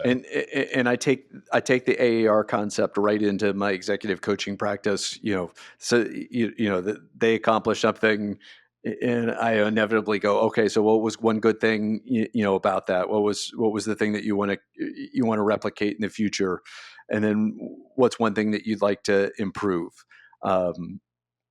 Those are great questions to ask as an executive coach, and really help people, even though they don't know it and you're sneaking in the AAR on them, they're great tools to ask as a coach and get them to open up and figure out, what they're going to do the same and what they're going to do differently in the future. What do you find rewarding about being an executive coach? I like seeing the progress, and the growth. That to me is, where an executive may take a couple ideas, from you and uses them. Uh, that to me is where I get the satisfaction and the feeling like, hey, I really helped this person. Are you gonna, you know, is the executive coaching gonna, result in, a 10% profit increase in the company? I don't know, but that growth out of the executive is really where I find it very, very rewarding as a coach. And so, as a coach, is a lot of what you're coaching these executives in maybe more personal growth and development than it is, the business side of things, right? If they're a CEO of this $2 billion company, I'm sure you're going in there like, I'm not really coaching this dude on business. He knows more about business than I do. But I feel like, the biggest thing for me uh, I guess that changed everything for me was the personal development piece, the way I talk to myself, the way, that I treat myself all of that good stuff. So is that what you're finding that you're doing for these executive Yeah, clients? because I certainly don't have as much business experience as they have, but I do have experience leading people. I think you were a squad leader or even acting platoon sergeant at some point in time, and so you supervised, 6 or 7 or 8 or 30 individuals, and sometimes, depending on the executive, you certainly have as much experience as they've got leading people day in, day out. And so asking them questions like, okay, how do you organize your day? Do you have a list of, do you use a daily list to drive, what you're going to accomplish? Uh, how does your meeting running? Describe your meeting. Is somebody take it? Do you set an agenda? Does somebody take notes? Simple kind of things like that we often forget as leaders as we get busy and things. Yeah, I learn things from these executives that I take forward and try to teach others. Like, this one company used this term leadership shadow, and well, the first I don't know if you ever got into this, but sometimes on the officer side we would get into esoteric debates about the meanings of different tactical tasks and how there's a whole dictionary out there, and whether, if you tell somebody to seize a piece of terrain, they actually have to put boots on the ground on that piece of terrain. If you tell somebody that they can secure it, they can actually secure it with overwatch, with eyes, and they don't necessarily have to to go on that piece of ground. Foolishly, I thought that the business world also spent a lot of time discussing those words and had like when they went and got an MBA, that they would sort of give them the dictionary of terms and everybody would use the same thing. I have been in a room where an executive has used the word vision, strategy, mission interchangeably or in three different ways. They will use vision three different ways. And so, for as good as the corporate guys are on the business side, and they can calculate their EBITDA, and EBITDA is earnings before interest and tax. Uh, uh, Amortization is the A. They know those terms down cold, but when they start talking about actually leading people, there's a lot of confusion over trying to keep those words. And every company wants to have their mission, their vision statement, their goals and values. And so I learned things from the executives. One of these things was a leadership shadow. I actually dug into it and wrote a blog post about it because I discovered that the company had actually taken the term and wasn't using it in the same way that all the articles talked about the way that you use the term. And it was more sort of, they were using leadership shadow as leadership impact. And actually leadership shadow is the idea, the original idea in the Harvard Business Review article was this idea of you want to focus your actions and your words and there's two other things, but the idea is to get them all focused in the exact same. So there's no difference between your actions and your words or your actions and your emails. And that's was what the original term for leadership shadow meant, but this company is using it in a different way. And I don't really care which way, whatever way you want to use it. It made sense as, hey, this is, your leadership shadow is the three leaders that you grew and became, future managers or whatever. But it was just, I learned from them and hopefully feedback things to them from the Army side, which is, hey, we need to be precise on our terms and what they actually mean, and then use them consistently in that way. If everybody in the company is using it in the same way, that's fine. But let's agree that that's how we're using it. Yeah, and it's really, I would relate that to basically brand strategy, right? Like there's a way that you build, in my case, a personal brand, right? And there's a language that you speak to your target audience in with an ICP that's literally a customer avatar, right? And all of that gives you the consistency you need to grow and get your message across so that it resonates with who you're trying to target. So that's Now I'm going to awesome. throw something back. I'm going to ask you a Are- question. I think you should describe to your audience what ICP and avatar is, because I didn't yeah, understand so those so before.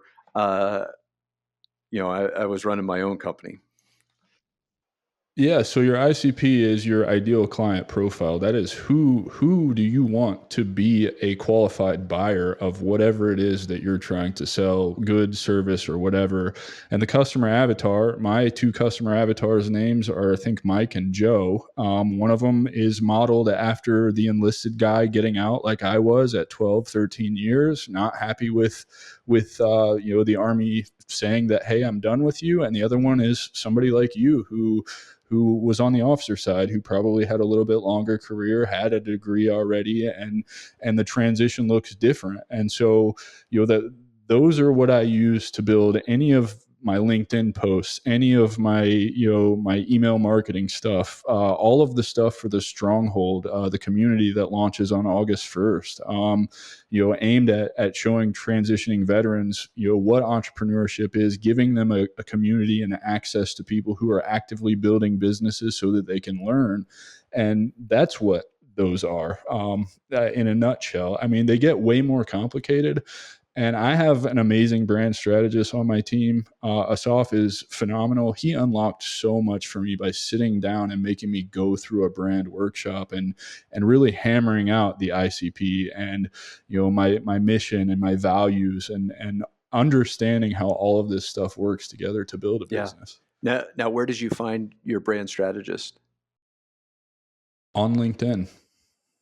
I sure did. Yeah. Funny story. He and I started building our things on LinkedIn at the same time. Around November of last year, I think I had like 93 followers at the time. I didn't know what I was doing. I was just challenged to post on LinkedIn and engage with 5 people's content who resonated with me, and that has ultimately turned into me having a conversation with a full bird colonel who did 24 years and a podcast and a community and just countless opportunities. I now have my SDVOBC. I'm really interested in taking government contracts. It's amazing what LinkedIn has Yeah. done for me. Well, and on the same token, I know you found your brand strategist on LinkedIn. I'm a big fan of Fiverr. I don't know if you've used Fiverr.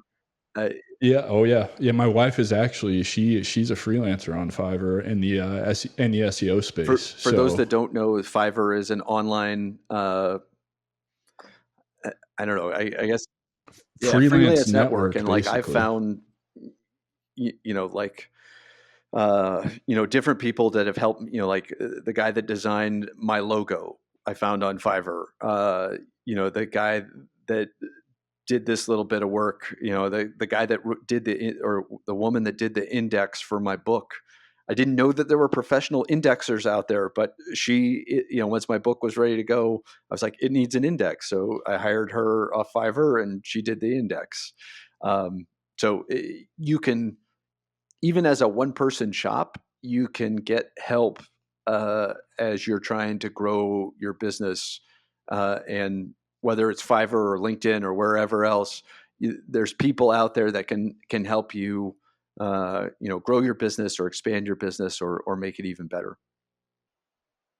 Absolutely. I think this is a perfect segue because since you just mentioned a professional indexer for your book, so what inspired you to write your book, first of all? And will you talk about what that process was like? Because I had a conversation with a guy last week who said he never wants to write another book after writing 4 or 5 of them because he says it's just such a monster undertaking. Yeah.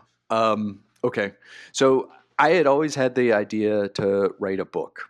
Um, while I was in the Army, I wrote probably 5 to 10 professional articles that got published in Infantry magazine, Armor magazine, Proceedings, etc. So I had that writing bug, and I knew I was decent at it. Uh, but I hadn't ever wanted to tackle a book, and so I actually, round one of trying to do a book, um, I started blogging at the beginning of COVID, and I'm taking a break right now from blogging. I did 300 plus blog posts. You probably found them on the web page, but I kind of was a little burnt out, and I was like, okay, I need to take a break on doing blog posts. So I'm in my break, but the first book attempt was to take some of the best blog posts and turn it into a book. I showed it to an editor that was a ex Air Force. Using the veteran network is awesome. I think I found her on LinkedIn, and so for your other veteran entrepreneurs out there, don't be afraid to leverage the veteran network. Well, she took one look at it and said, "Hey, basically, I'm going to have to rewrite this whole thing. This is garbage." My ego was pretty well dented after that. I'm like, "Oh, that's BS. It's good." I now realize she was right and I was wrong, but I shelved it. Like, okay, I'm not gonna write a book. And then about 4 or 5 months later, I was talking to once again. This is how I get into stuff. I was talking to a client, and he was like, "Hey, you're kind of gritty. Why don't you look at this other guy's grit book and tell us what you think?" So I looked at it and I thought it was kind of trash. And they're like, "Yeah, we're going to hire this guy to teach grit to our group for thousands of dollars." I'm like, "Huh." And then he was like, "You're kind of gritty. Why don't you write a book on grit?" I'm like, "Huh, okay." And so that sparked it, and then I was off to the races writing the book. I eventually rolled the chapters. So I stole an idea from a science fiction writer, the guy that wrote Andy Weir, who wrote The Martian, the book that got turned into the movie with I think it's Matt. Is it Matt Damon? Yeah. Um, he actually rolled the chapters out of that book in his blog, and then he had all these scientists that were following his blog that would actually comment on the chapter, and he used that as basically like crowdsourced editing, and like, oh, oh, I need to chop the potato up into smaller pieces or whatever it was, or whatever. He used that to improve the book, and then he eventually rolled it out as a self-published book, and then it got picked up by one of the major publishing houses. So I rolled chapters out, on my blog.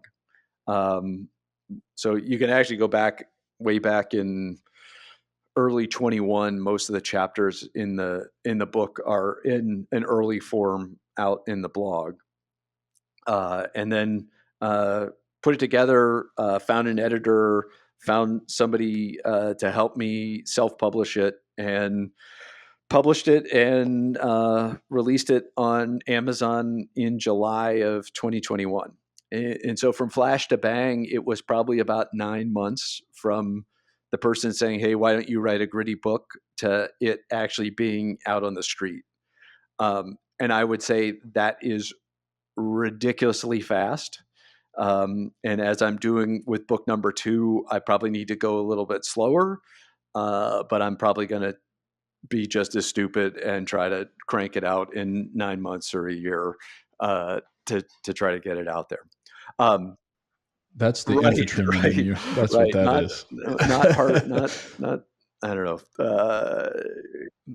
Harder, not Yeah, harder, smarter, not right? smarter.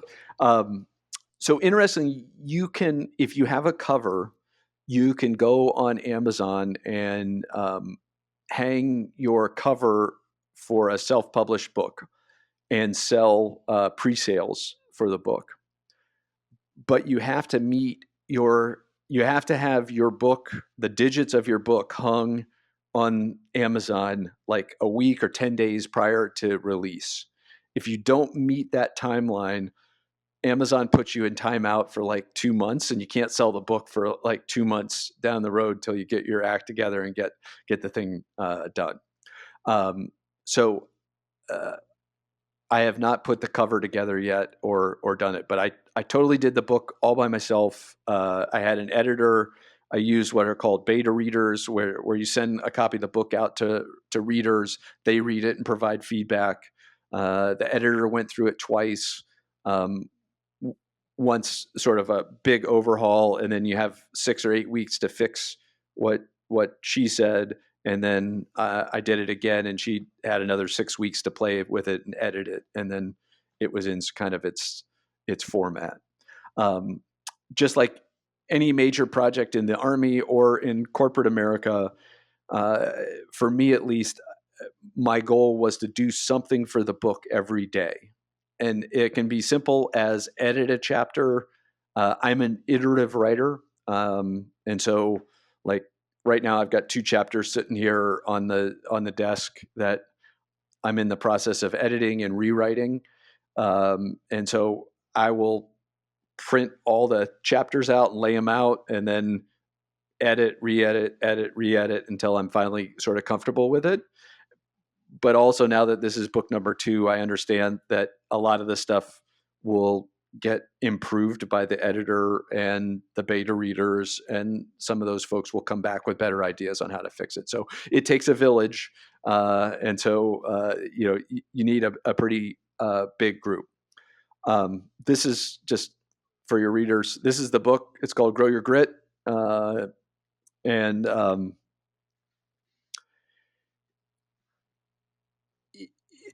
it's, for most folks, I will say that a book today it tends to be, when you think about this book, I think all in, I'm somewhere at $5,000 or $6,000 to get that book out, between cover design, editor, formatting, indexer. I paid somebody off Fiverr to do the audio book, because I didn't want to sit in a room and read my own book. for 3 days and not get the audio right. And so it has sold, at least on Amazon, it sold 600 copies on Amazon, but I think I'm at 2,000 copies all in between stuff that I've sold on my own. I can get books printed cheaper than on Amazon from another company called Ingram Spark. There's a lot of esoteric things. So if any of your listeners are interested in writing a book, I'm happy to do an hour-long Zoom call with them and help them out through the process and tell them the lessons that I learned and things that I wouldn't do again and things that I would do again. But it was I'm not like your other podcaster or other guest. I'm into book 2 and I have ideas for book 3 and book 4 out there. So this is something you want to keep doing? Yeah. I had this idea that I wanted to write a fiction book, but I couldn't get going on it. And,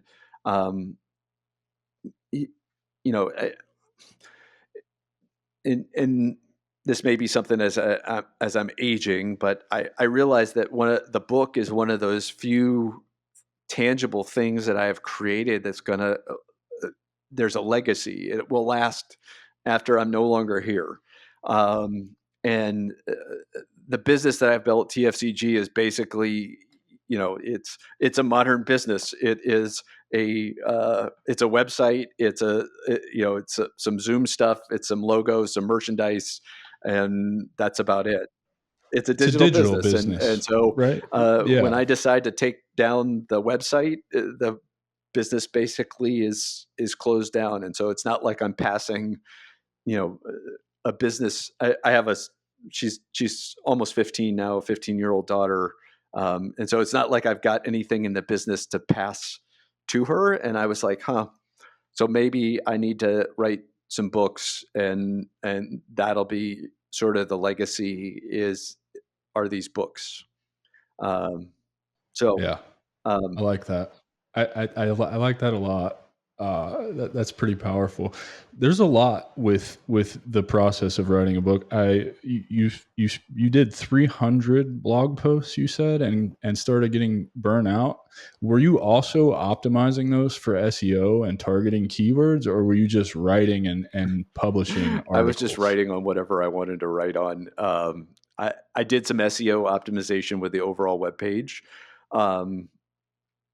Interestingly, the blog posts that went viral were ones that I couldn't tell you why they went viral. It's usually how it happens, and right? My number one blog post out there is on John Wooden and the Wooden Pyramid, which was a leadership tool. John Wooden was a basketball coach for UCLA, won 10 or 11 national championships with UCLA. Didn't hurt that he had Kareem Abdul-Jabbar on the team for 3 of those years.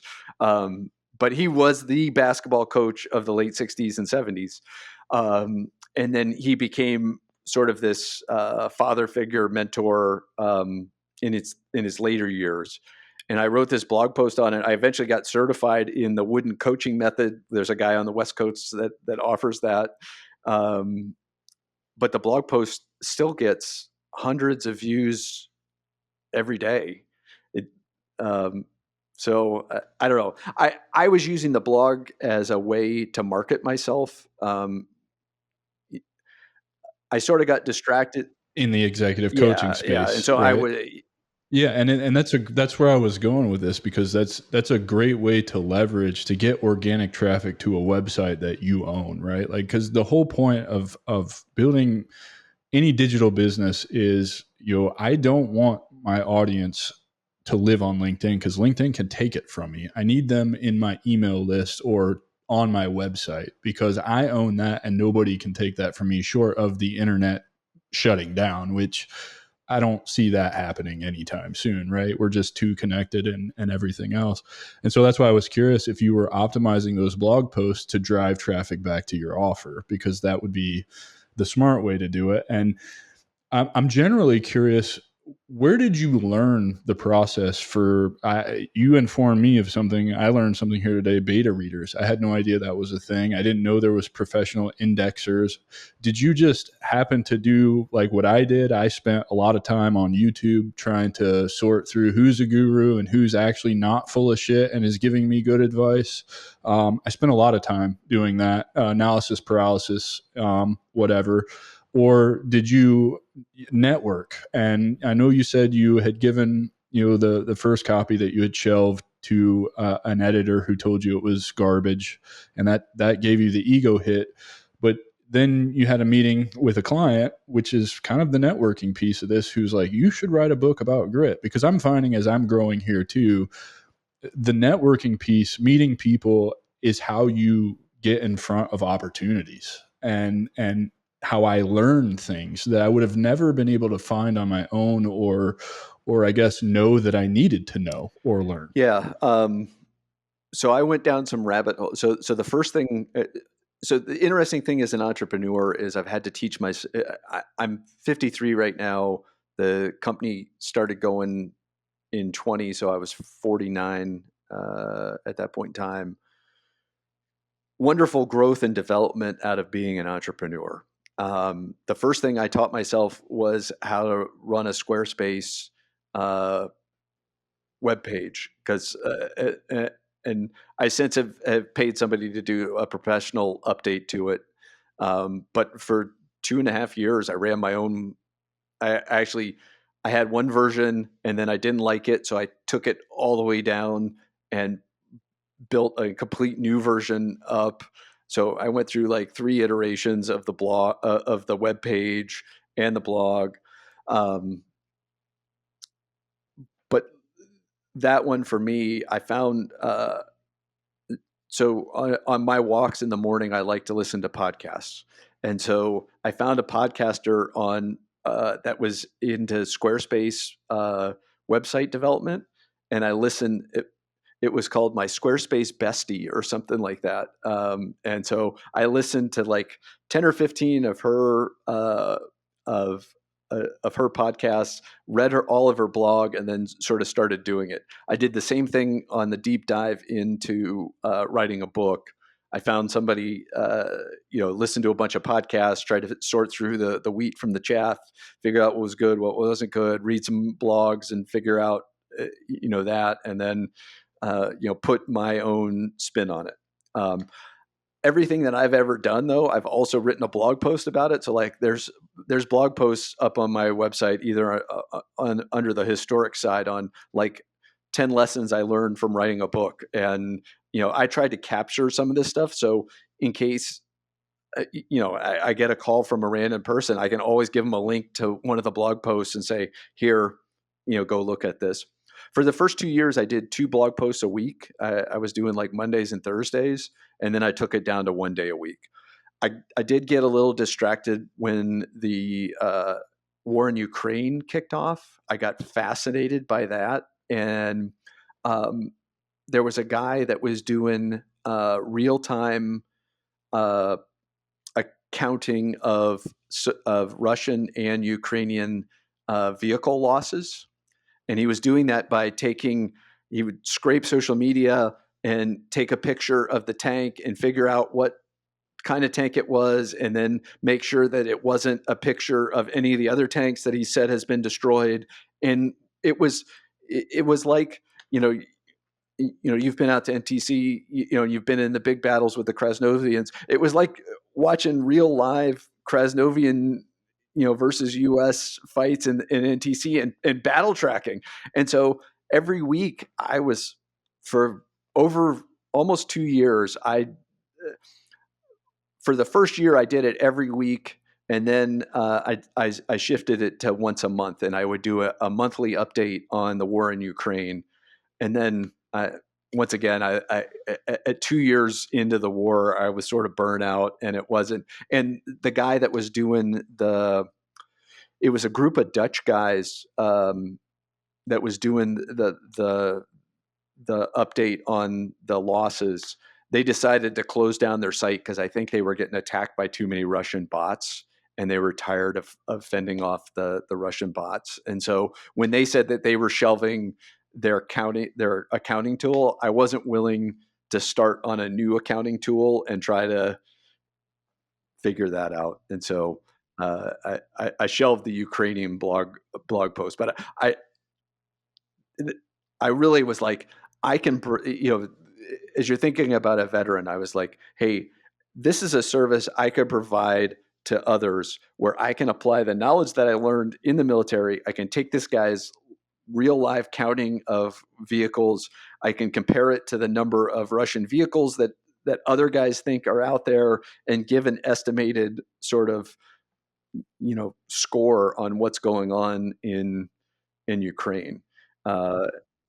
One, it kind of kept you close to, where you had just come from too, right? In the Army and doing what you were doing. And I think there's elements of that we all sometimes long for, which sometimes contributes to the transition being harder or whatever. I know it took me a long time to really let go of that stuff, particularly because, some of the guys I was mentoring were still deploying, right? Because I got out in 2015 and, they were still going overseas and still asking my advice. And it's like, man, I need to either detach from this or I need to be involved in this. I can't do this like half in, half out thing. So yeah, no, that's awesome. How do you decide, so your second book is called Atomic, right? I have the title. Forgive me. So how do you decide, what you want to write a book about? What's your process like on that? Because, I've often thought I need to write a book about my experiences, particularly my Afghanistan deployment, because that one, I don't know how to explain. It was different and so much worse than the other three that I had done to Iraq that it's really largely overshadowed the other three deployments. And I sat down with one of my very close friends while we were at the tail end of that deployment, and we actually wrote a chapter to a book. And it really it's been shelved for going on, I don't know, that was 2012, so 12 years now. But every now and again, I'll go back to it and I'll read what we wrote, and it's like, man, sometimes I think I should write a book. But how do you get your ideas? Is it just your military history influence? Because I mean, the Manhattan Project, the Oppenheimer movie just came out not too long ago, so this is all coming back into the mainstream. All right, so two ideas. All right, so the book, in my line of work, the book establishes some credibility, and then hopefully you can get some speaking gigs off of it. For the most part, which then you can promote the book and make right. more money. Well, for the most part, the books are money losers. I'm probably right at the point in time where I've sold enough books, that I've made the money back that I've like. I don't think it cost me about $500 to do the audio book.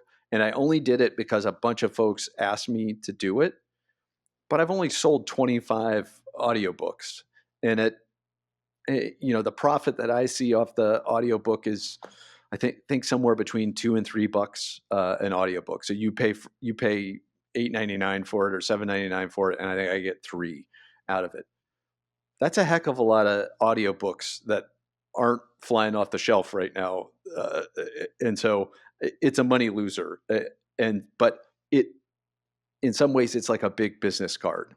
And so one of the more interesting things is I didn't write it with this intention, but I actually send the book to all my executive coaching clients because there's a chapter in there on finding your personal purpose. There's a chapter in there on better goal setting. And I make them read those 2 chapters for homework. And then then we talk about it during the session. And so it was fortuitous that I wrote it that way, but it has become good for the executive coaching side. The Manhattan Project came out when I was working for the old company. I started working with Sandia Labs, which is in Albuquerque, New Mexico. It's part of the Department of Energy Infrastructure, and they opened my eyes to all the stuff that the Department of Energy is doing. So you've got the national laboratories that are at in Berkeley, in Los Alamos.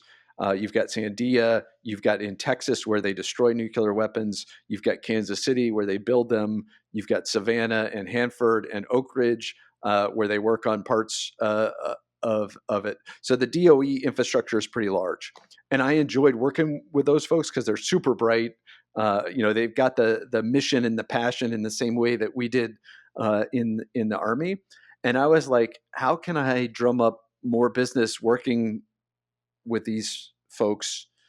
And I was like, well, one, they don't really know their history. And two, there's so many leadership lessons out of the Manhattan Project that I can dig into and find and you can use as things that then they can take and apply to the challenges that are in their modern business. And so that was the inspiration for it. And I was sort of playing with 3 different ideas with books. I had one on better corporate planning, and then another book on leadership secrets from the Apollo program. And this one, I don't know what it was, but I just sort of got the spark and the inspiration. I was like, okay, I'm gonna go hard on this one till I can finish it, and I'm gonna get this one done, and then I'll do the planning book next. The planning book is the next one. I guess I'll be on the edge of my seat until you do the Apollo one, because that one, I live right down the road from Kennedy Space Center, which is one of my favorite places on the planet, and I would be all over that. All right. book. The goal is to have those, a book a year was to crank one out every year, and then take a pause. I have to do some more. I believe the you can planning do it. book will be rather quick. The Apollo book, I got to do a lot of research on because I've done some, but I am not at the depth that I am at the Manhattan Project, where I've read, dozens of books. And I'm going to the National Archives in 2 weeks to look at Leslie Groves's papers and another guy's papers, Ken Nichols. So I'm deep into that one, and I gotta get that one finished. That's really cool. One of my favorite authors is Jack Carr. He's the terminalist guy, the Navy SEAL, and yeah, it's already pre-ordered. It'll be delivered the day it releases, which is the 15th. I'm super excited about it. But I was reading his newsletter yesterday, and he did something that I'd never seen him do before, which was really interesting. He published, obviously, they're all affiliate links in his newsletter, of course, but he all of the books that he read to write Red Sky Morning, which is the new book that's coming out. And I've never seen an author do that. And here you are talking about the process of researching for the Manhattan Project, going to the National Archives to check out these papers. And I think that's really cool. It's fascinating what actually goes into a good book. You know what I mean?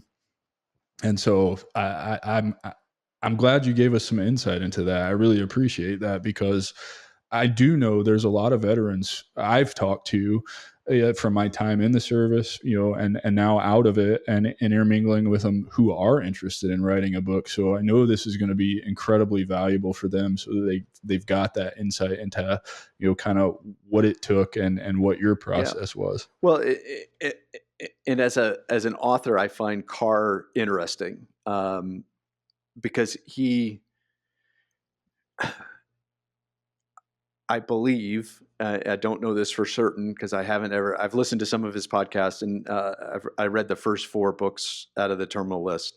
But he does basically product placement in the books, which it's fascinating because book authors are struggling to make money unless you're like Patterson or Tom Clancy, which of course is now not being written by Tom Clancy but by others. You're not making a whole lot of money, or if you're Grisham, you're making money. There aren't a whole lot of folks that are out there it's their full-time job. And I find it fascinating from the business side and from the author side. Is Carr supplementing his income by doing product placement in the book? Now, 1,000%. That's exactly what he's doing. And I think it's genius, to be honest. I mean, I kind of get sick of it. I mean, if I'm being completely honest, his last two books have been kind of lackluster to me as compared to the first four, like you were saying. And there is a lot more of the product placement, and he's explaining in detail the gloves that, James Reese is wearing. And I'm like, for those of us who military thrillers, espionage books, those are my favorite books to read. I don't know what it is. And it's a nice reprieve from all the business stuff that I consume all day long every day. So that's what I read at night. But I don't need to know that he's wearing a pair of the Oakley gloves with the carbon fiber knuckles that is model number whatever from the Oakley shop, right? Like, I'm very aware of what you're talking about. I don't care what scope he has on his long rifle right now. It doesn't, but you're right. It is fascinating because it is a business move, and uh, you know, good for him for figuring out a new way to make money. And I think that's awesome. What are your major goals and aspirations for the next few years?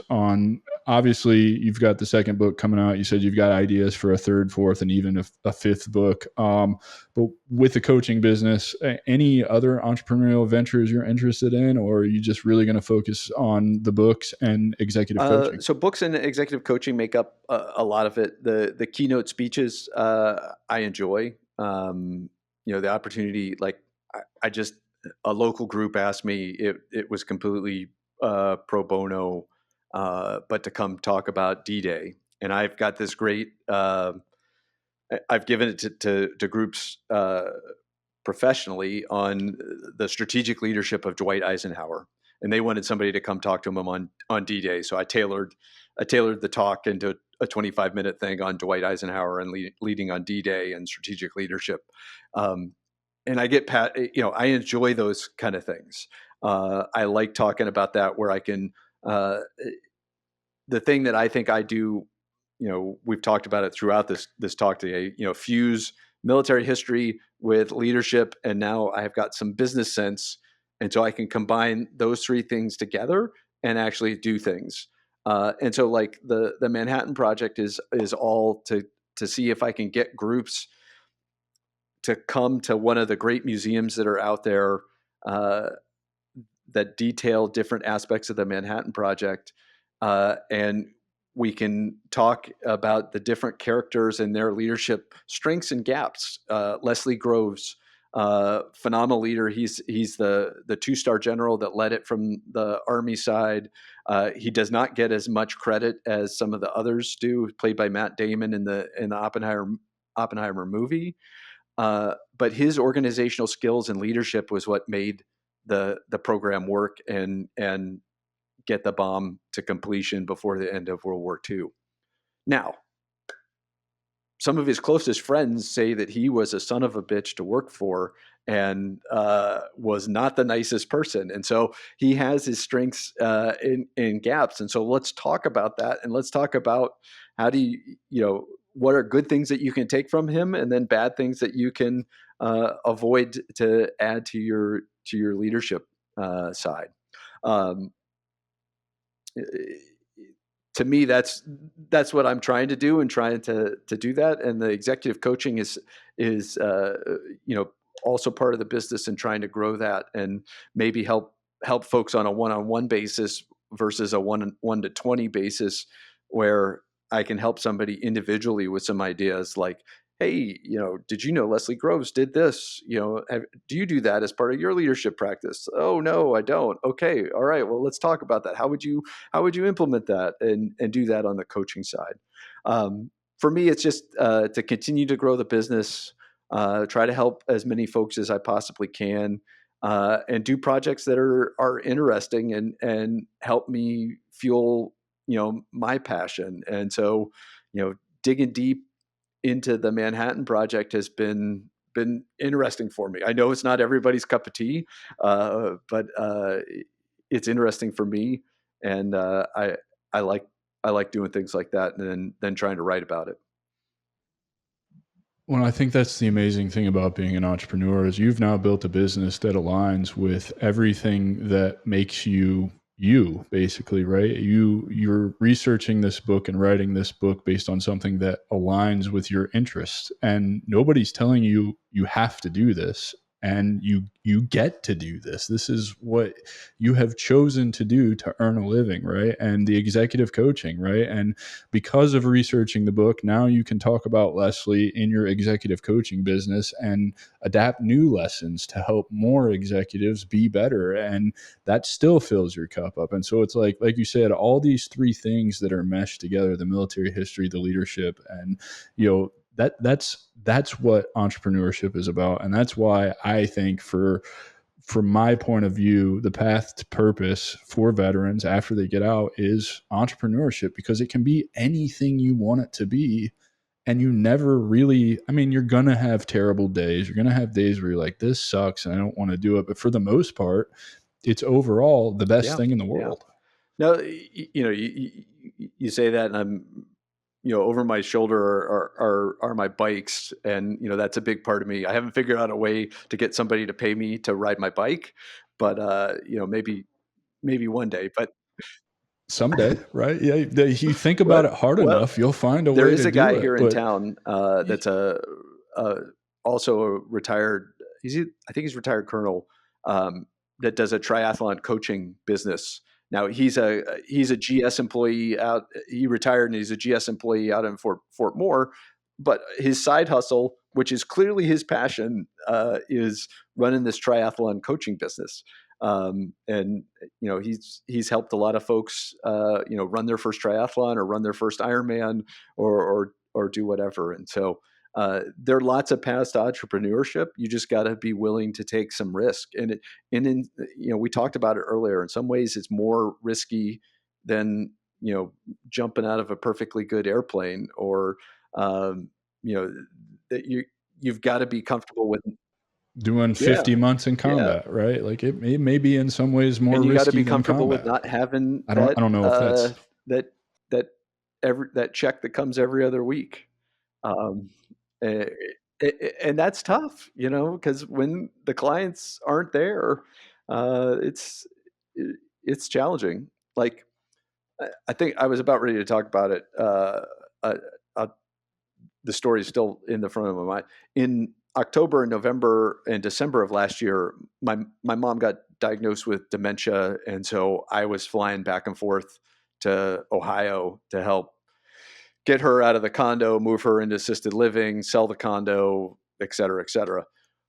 But that took, it's one of the challenges of being a solopreneur, uh, is, I didn't do a whole lot of business development in October, November, and December. And as a result, I, I now realize that my company it's about a 6 month engagement to delivery. And yeah, it's a right. six And month so sales I'm cycle. having a rough Yep. second quarter right now.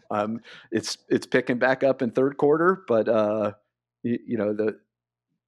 you have a few deals that you think are going to come across the goal line that don't come across the goal line, and all of a sudden you're like, shoot, I don't have a client in. I've got one client this month versus I wish I had 5 or 10. But I think that's a lesson you can only learn by taking a chance on yourself and doing it, right? Like, you would have had no idea. October, November, and December. I'm sorry for your mother, by the way. That my wife's grandmother has dementia, and so I know how hard that is. I see that. But you had no idea you're going to have to take the time, and the business was going to suffer. You had no idea what you could have put in place to mitigate, right, losing clients or not, whatever your sales process is, and I these are the things you can only learn through taking a chance. What advice do you have for any transitioning veteran who wants to be an entrepreneur, particularly those who didn't know entrepreneurship was actually an option for them?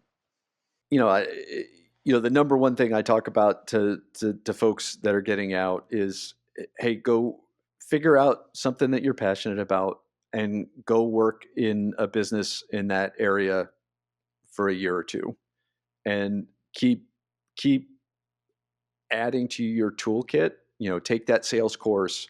Go get certified in whatever it is that you're, whether it's coaching or PMP or whatever, and then don't be afraid to hang your shingle out. All it takes is a website and a URL, and all of a sudden you're, and I think it's $50 to file an LLC in the state of Georgia. It might be 100, but you're off to the races, and for very little risk, and do it as a side hustle for a while. And if you get clients and the market validates that your idea is a good one, go full time on it and go all out and take that risk and become a full-time entrepreneur. I couldn't agree more, man. How can the audience get in touch with you, find you? Where do you do most of your stuff at, so that we can get them to your books, get them to your coaching opportunities, so all that good stuff? I'm on both LinkedIn and my own website, which is the FivecoatConsultingGroup.com. One lesson learned for your future entrepreneurs. I knew the Fivecoat Consulting Group. Nobody had that, so I filed that as the LLC. I wanted to have the website as tfcg.com, but I didn't do the research on that before I filed the LLC. And lo and behold, I discovered that the Tanzanian Forest Conservation Group actually has tfcg.com. And so I don't think I'm ever prying it out of the Tanzanian Forest Conservation Group. So do a little bit better due diligence than I did on researching both your LLC and whatever your website name is, because the Fivecoat Consulting Group is a mouthful, and you have to spell that out every time to everybody. But yeah, I'm on the website and I'm on LinkedIn, and they can shoot me an email at david.fivecoat@thefivecoatconsultinggroup.com. And I'm happy to set up a phone call or a Zoom call and help other veterans in the transition as a way to give back to the community. And is your book in bookstores? The book is not Can I go to Barnes and Noble this afternoon and buy it? Bookstores. The book is on Amazon. It was at Target, on Target.com for a while, but that was only like the first year. But Amazon, you can get it hardcover, softcover, Kindle, or audiobook on Amazon. Awesome, brother. Any final thoughts you want to leave our veteran audience with? No, just thanks for what you're doing, and reaching out to the veteran community and helping folks learn and go and grow and take the risk and become entrepreneurs, and really follow their passion in their second chapter of life. Yeah, brother, I couldn't sit by and pick up my phone to text messages of veterans taking their own lives anymore. Some of the finest men and women I ever served with, it was just like I had to step up and do something, and this is what I came up with. So, hopefully it's doing what it's intended to do. I will continue to do this and have amazing conversations with amazing veterans like you, and I really appreciate you and your time, and I'm super grateful to have had you. Thanks, Adam. Thanks for having me. And if I can help you and what you're doing, please don't hesitate to reach back out. Yeah, of course, brother. Everybody, please don't forget to go subscribe, like, rate, review, whatever you need to do so that we can get this in front of 1 million veterans by May 9th of 2025, the day I turn 40. That is the goal I've set for myself. I know it's lofty, but I also know that our community is amazing and we can get us there. So, ladies and gentlemen, Mr. David Fivecoat, thank you so much for being here, and we'll see you next week, guys.